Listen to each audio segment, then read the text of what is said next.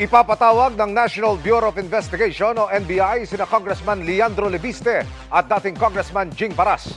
Kaugnay ng isang plano umunong paninira kay Executive Secretary Ralph Recto.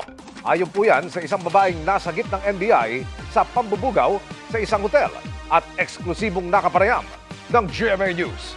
Nakatutok si John Consulta.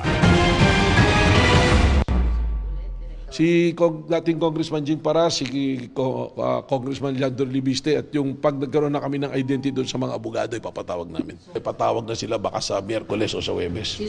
Ipapasubpina ng National Bureau of Investigation o NBI si Batangas 1st District Representative Leandro Lebiste at dating Congressman Jing Paras kaugnay ng natuklasan nilang plano umanong paninira kay Executive Secretary Ralph Recto.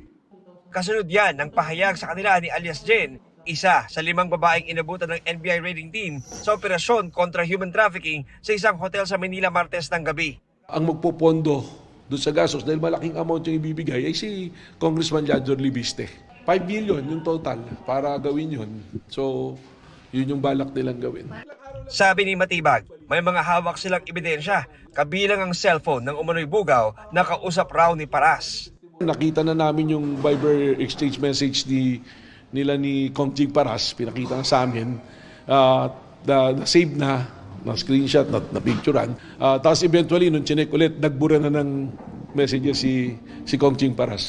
Ayon kay Director Matibag, sa kanilang tingin, may iba pang mas malalim na pakay ang naturang plano. Ang operation talaga, human trafficking, lumabas, may mas malalim na political na siguro may ugnay na namin to sa destabilization. Kung lumalabas doon sa pag-alam, hindi lang si ES ang target dito. Parang it's one of the many plano nila gustong gamitin tong grupo na to para mag-ano ng character assassination.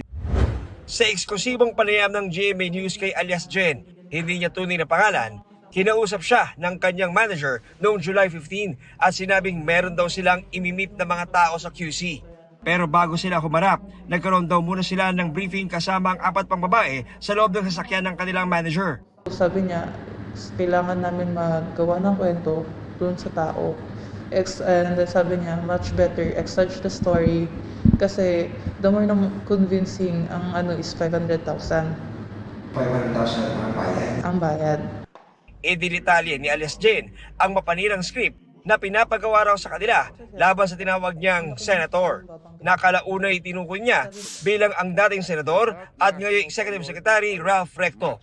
Sabi niya, well, ang kailangan nilang sabihin is binubuk nila kayo, binubuk ka ni senator, tapos magsisex kayo, tapos magtitake kayo ng drugs, which is cocaine. And exage the story, make it realistic, kasi 500,000. Umano'y kausap ng manager niya para gumawa ng kwento, si Batangas 1st District Representative Leandro Lebiste. Kausap niya daw is si Lebiste. Lebiste? Sinong Lebiste? Congressman. Congressman Lebiste. Tapos ang sisiraan daw namin is si Ralph Recto.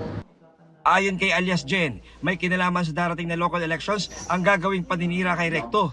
Si Recto at Lebiste ay kapwa taga Batangas. Pumunta raw sila sa isang restaurant kung saan naghihintay ang 3 lalaki.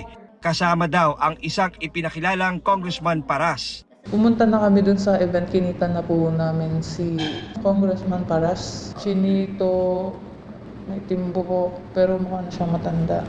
Ito ba siya? Yes sir, siya po. 100%.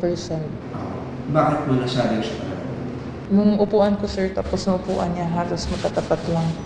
Kinilala niya ang tinutukoy daw niyang bilang si dating kongresistang Jing Paras. Tinuturuan daw sila kung anong sasabihin sa kanilang gagawing statement. Nagsasuggest siya na dapat, what if kaya ganito yung sabihin? Lagi niyang inaano yung about sa pera. Na siguro pwede natin gawin is para magamit natin sa kanya is yun, ginagamit niya yung pera ng bayan. Parang gano'n, tapos addict pa. Sabi niya na pumanig daw kami sa maayos na tao, which is si Lebiste. Tulungan daw namin si Lebiste, tapos at the same time yung taong bayan. Na ano din ako curious, di ba sir, ang kailangan nilang naman is yung statement namin, gano'n. Doon ko na nalaman sir na hindi pala, kakailanganin nila kami kasi may balak silang padalhin sa sa piskal. Pakiramdam ko nakuhanan kami ng video. Yun yung worried ko. Nagkaroon ng second meeting nitong July 26 pero di na raw nagpakita si alias Jen matapos magbago ang kanyang isip. Yung video yun puro kasinungaling, hindi po yung tunay. Pinagsisiyan niya. Opo. Sa pahayag sa media, sinabi ni Leviste na hindi niya kailanman nakausap ang mga sinasabi ng impormante ng NBI. Mas mabuti raw si Recto ang tanungin kung kilala niya ang mga ito. Sa isang Facebook post, sinabi niyang ilang buwan na niyang hindi binabanggit ang pangalan ng isang Batman. May nagpayo raw kasi sa kanya na hindi na ito kailangan siraan dahil sira naman na anya ito. Pero sabi niya, huwag sanang masamain na may nagpapadala kay Leviste ng mga impormasyon tungkol sa kanya. Sa isang text message naman sa GMA News ng isa pang tinukoy ni alias Jen na si dating Congressman Jing Paras, sinabing hindi totoo ang mga binibintang na aligasyon at sasagutin daw nila ang mga ito sa tamang panahon. Sa isang pahayag, sinabi ni dating senador at ngayon ay Executive Secretary Ralph Recto na ang NBI na ang bahala mag-imbestiga sa naturang mga aligasyon. John Consulta, Nakatutok, 24 Oras.